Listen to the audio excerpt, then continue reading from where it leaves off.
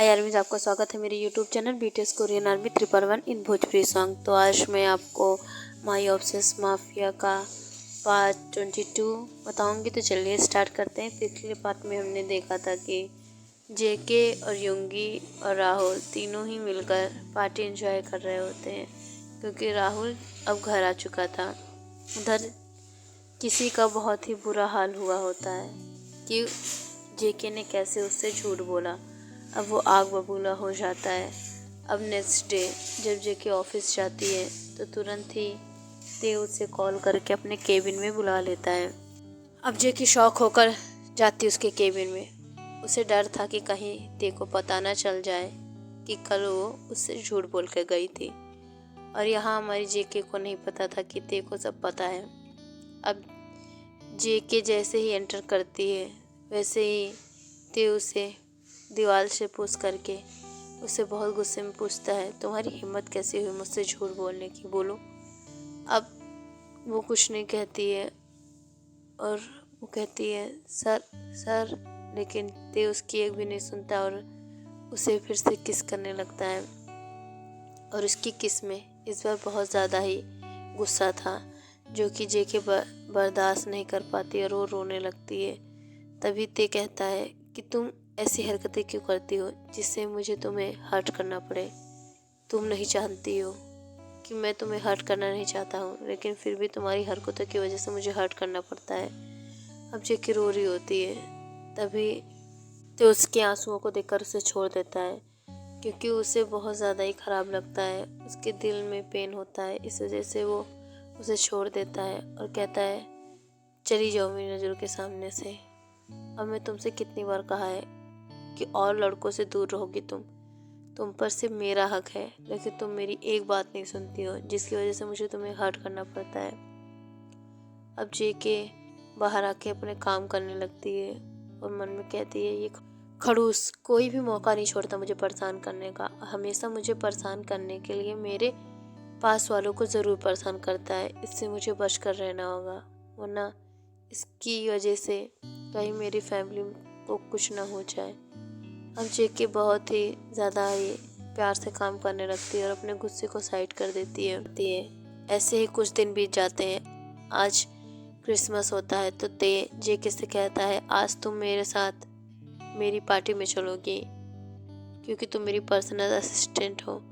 अब जेके कहती है, मुझे क्यों ले जा रहे हैं, मुझे नहीं जाने का मन है।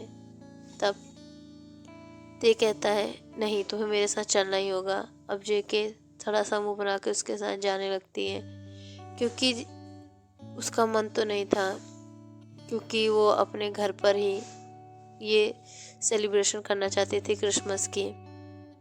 आज उसने युंगी के साथ मिलकर कुछ अलग ही प्लानिंग की थी और वो ते को मना करती, लेकिन ते नहीं मानता, तो उसके साथ उसे जाना पड़ता है और दोनों ही पार्टी में होते हैं। और ते अपने आदमियों के साथ बिजी हो जाता है, जो कि बहुत ज़्यादा ही रिच फैमिली से होते हैं और वो डील करने के लिए ही यहाँ आए थे।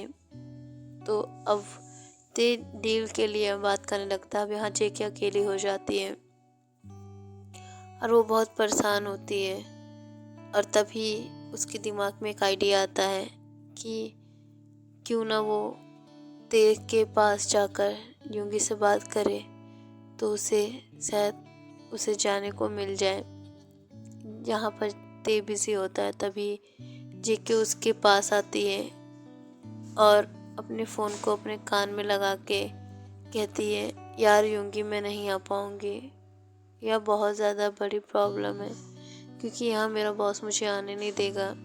तू तो समझ जानती है ना सब। अब बहुत सी ज़्यादा रोनी सी सूरत बना के बातें करने लगती है और रो भी रही थी। तभी ते को बहुत ज़्यादा ही अजीब लगता है कि उसे उसके घर जाने देना चाहिए। तभी वो तेज जेके से कहता है, क्या प्रॉब्लम है। तब जेके कहती है, कुछ नहीं सर, वो युंगी मुझे अपने घर बुलाना चाहती है, मतलब कि घर बुलाना चाहती है, क्योंकि हम दोनों ने अपने लिए प्लानिंग की थी, लेकिन मैं तो आपके साथ इस पार्टी में हूँ तो मैं नहीं जा पाऊँगी, इस वजह से मना कर रही थी कि मेरा इंतज़ार मत करना।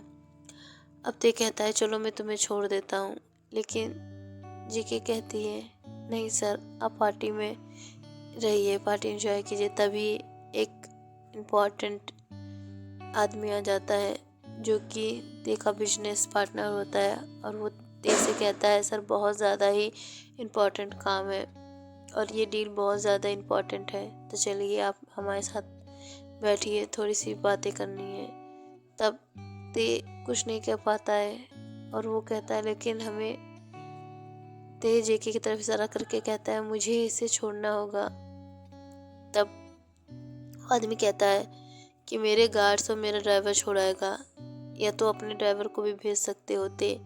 तब ते अपने ड्राइवर को भेज देता है, लेकिन उसे शक होता है जेके पर, तो वो अपने गार्ड्स भी पीछे से भेज देता है, जो कि उसके पर्सनल गार्ड्स होते हैं, जो कि उसने जेके के पीछे पहले से ही लगाए थे। और उनसे कह देता है कि जेके को कुछ होना नहीं चाहिए और ख्याल रहे कि जेके को तुम पर शक नहीं होना चाहिए। अब सब अपने काम पे लग जाते हैं। यहाँ जेके जब जाती है तो वो युंगी को कॉल करके रास्ते में ही बुला लेती है और ड्राइवर को कुछ बहाना बना के वहाँ से भेज देती है।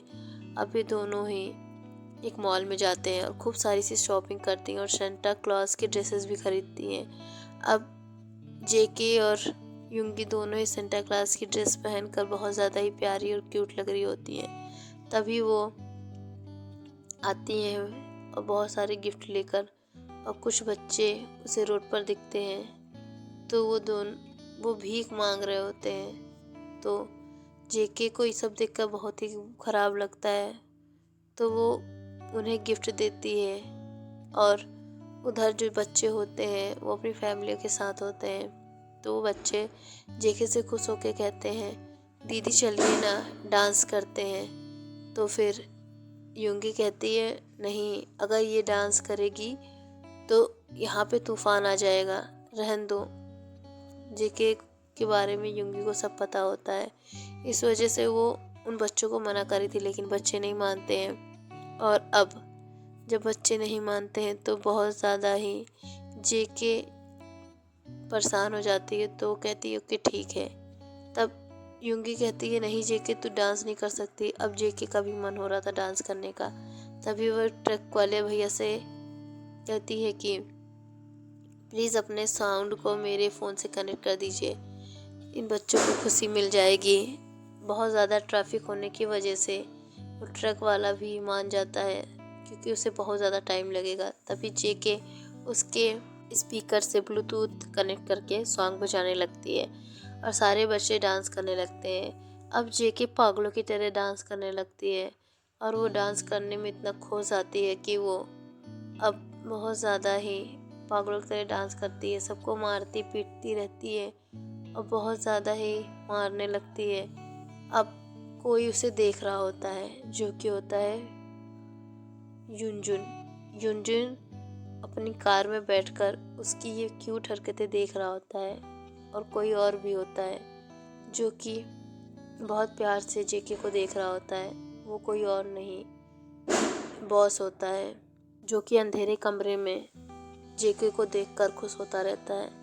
वो आज जेके से मिलने के लिए आया था, क्योंकि आज वो क्रिसमस के दिन जेके को अपना चेहरा दिखाना चाहता था।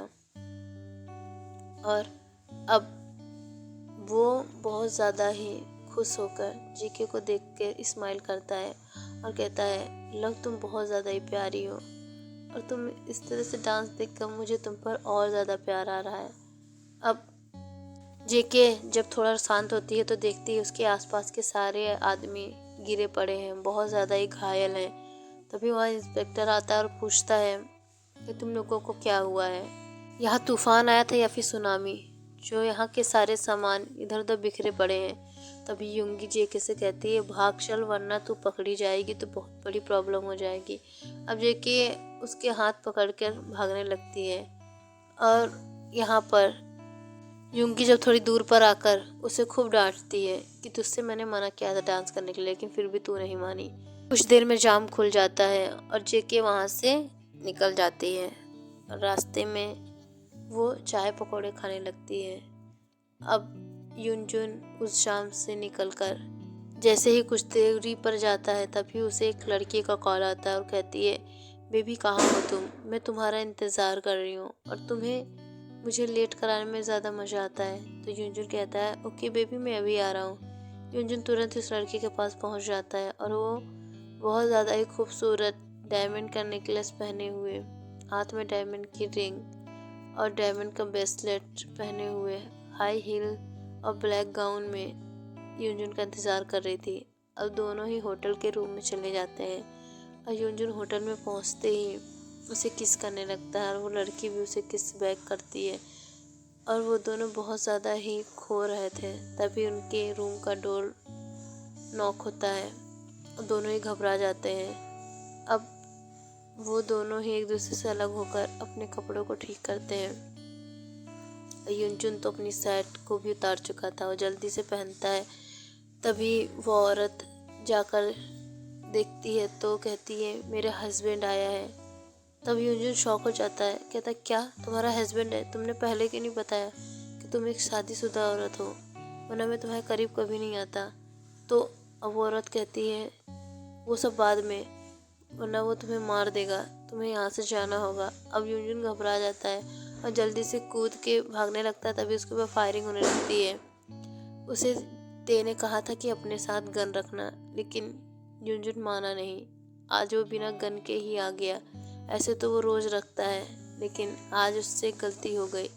अब उसके ऊपर फायरिंग होने लगती है। यूनजून कैसे भी बच बचा कर वहाँ से भागता है कि हम दूसरी तरफ देखते हैं कि जेके को अब चाय के साथ आइसक्रीम खाने का मन होता है। अब वो कहती है कि मुझे आइसक्रीम खानी है। अब यूंगी कहती है, पागल है क्या, चाय के साथ आइसक्रीम कौन खाता है? अब जेके कहती है, मैं खाती हूँ, मुझे खानी है तो खानी है। अब यूंगी कहती है, अब मैं तुझसे क्या ही कहूँ, तुझे तेरी ठंड में भी आइसक्रीम खानी है तो मैं कुछ नहीं तुझे कह सकती हूँ। पास में ही वो देखती है कि आइसक्रीम का ही दुकान होता है, तब वो वहाँ चली जाती है और आइसक्रीम लेने लगती है कि तभी उसे यूनजून भागता हुआ दिखता है और जेके ये देख के शॉक हो जाती है क्योंकि उसके पीछे गुंडे भी होते हैं। अब जेके जल्दी से अपनी स्कूटी पे बैठती है और यूनजून के पास जाती है और कहती है, जल्दी से बैठिए। अब यूनजून बिना कुछ सोचे समझे जल्दी से बैठ जाता है और जेके उसे लेके भागने लगती है। तभी यूंगी भी देखती है कि यूनजून उसकी तरफ भागता हुआ आ रहा है, लेकिन जब उसके पीछे गुंडे देखती तो वो सब समझ जाती है। अब यूंगी भी शौक थी। जेके उसे लेकर भागती है उन गुंडों से बच बचाकर, उनकी गाड़ियों और उनकी बुलेट से। जेके अपनी स्कूटी टेढ़ी मेढ़ी तरीके से चला रही थी जिससे उसे गोली न लगे। अब जब कुछ देर दूर पर जाने के बाद जेके यूनजून से पूछती है, ये गुंडे तुम्हारे पीछे क्यों पड़े हैं? अब वो यूनजून उसे सारी बात बता देता है। तब जेके शौक हो जाती है और कहती है, अच्छा हुआ तुम्हारे साथ, तुम ऐसी ऊटपटांग हरकतें करोगे तो क्यों नहीं होगा तुम्हारे साथ। अब जेके से यूनजून माफ़ी मांगते हुए कहता है, यार मुझे नहीं पता था कि वो शादीशुदा है, मैं क्या करूँ इसमें, बता। उसकी गलती है कि उसने मुझे नहीं बताया। अब जेके से कहता है, जल्दी चल वरना वो मुझे मार डालेंगे। अब जेके उससे लेकर भागने लगती है। तभी उसे एक खाली बिल्डिंग दिखती है और वो उसमें भाग जाती है। अभी दोनों छुपे होते हैं। तभी वो गुंडे आ जाते हैं और जेके को देख लेते हैं और उसे बालों से पकड़कर खड़ा करते हैं और जोर से कहते हैं, तुम जहाँ कहीं भी हो निकल आओ वरना मैं इस लड़की को मार डालूंगा। अब यूनजून बिना कुछ सोचे समझे निकल आता है और वो बहुत ज़्यादा ही परेशान हो जाता है। कहता है कि प्लीज़ इससे कुछ मत करना, तुम्हारी लड़ाई मुझसे है, तुम मुझसे बोलो। अब वो जेके को एक स्लैप मारते हैं और ये देखकर यूनजून आगे बढ़ता है। तब उसे गोली से शूट कर देते हैं। एक गोली उसके कंधे पे जाके लगती है। जेके ये देख के शॉक हो जाती है। जैसे वो दूसरी गोली मारने वाले होते हैं तभी जेके उसे छुड़वा कर उसके सामने आ जाती है और गोली जेके को लग जाती है। अब जेके बहुत ज़्यादा ही सीरियस हालत में होती है। तभी वहाँ पे कुछ गुंडे आ जाते हैं और उन सबको मार देते हैं। मरने से पहले वो गुंडा कहता है, तुमने इससे बचाया है ना, तो मैं तुम्हें नहीं छोड़ूंगा। जब जेके उसके कब्जे में थी तब उसने ये लाइन बोली थी। तभी जेके यूनजून को बचाती। यूनजून ये सब देख के शॉक हो जाता है। अब उसके दिल में कुछ अलग ही फीलिंग्स आने लगती हैं जेके को लेकर। अब अब जेके बहुत ज़्यादा सीरियस हालत में होती है। अब वो आदमी भी जेके को देखकर परेशान हो जाता है और कहता है,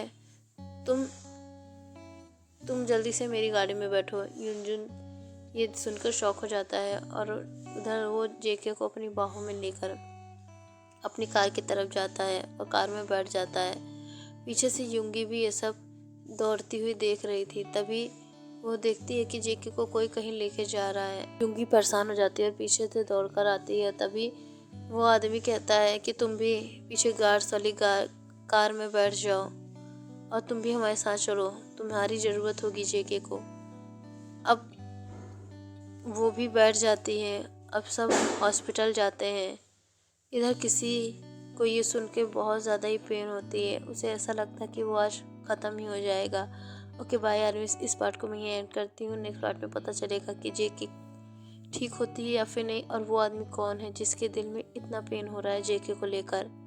ओके बाय यार मिस, और कमेंट ज़रूर कर दीजिएगा अगर स्टोरी अच्छी लग रही है तो, और मुझे ज़्यादा से ज़्यादा सपोर्ट कीजिए। मैं आपके लिए इसी तरह की प्यारी सी मीठी मीठी स्टोरी लेकर आऊँगी, क्योंकि मेरी स्टोरीज़ इंडियन फूड और इंडियन कल्चर पर ही होगी। तो आप लोगों का अगर कोई एतराज़ है तो बता दीजिएगा। मैं ज़्यादा के ड्रामा नहीं देखती हूँ, तो इसलिए मुझे कोरियन एक्टर्स के ज़्यादा नाम नहीं मालूम है। मैं सिर्फ बीटीएस देखती हूँ, तो इस वजह से मुझे सिर्फ बीटीएस के ही नाम याद हैं। तो कि बाय यार मिस, इस स्टोरी को लाइक कीजिए और आगे इसे बढ़ाइए, शेयर वेयर कर दीजिए। तब तक के लिए बाय। और कल स्टोरी और ज़्यादा ही प्यारा सा मोड़ लेने वाली है। हो सकता है कल सबको अपनी प्यार की फीलिंग्स पता चल जाए कि आखिर जेके के लिए सबकी फीलिंग्स है क्या, राहुल की, युनजुन की और उस आदमी की और ते की। चलिए, आज जेके के चारों आशिक से आप मिल लिए हैं। अब मुझे जल्द से जल्द इस स्टोरी को और ज़्यादा रोमांटिक बनाना है। इस वजह से आप लोग इंतज़ार कीजिए। ओके बाय यार मिस।